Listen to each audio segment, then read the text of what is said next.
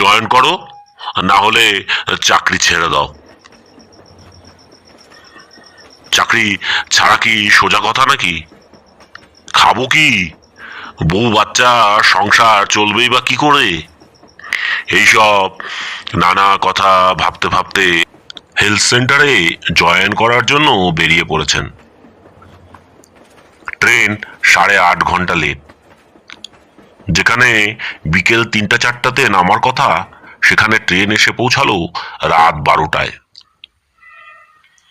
Narayan doctor ভেবেছিলেন কুলির মাথায় মাল চাপিয়ে কোনো রিক্সাতে নিশ্চিন্ত মনে চেপে বসবেন, কিন্তু সে কপাল কি আর তার আছে?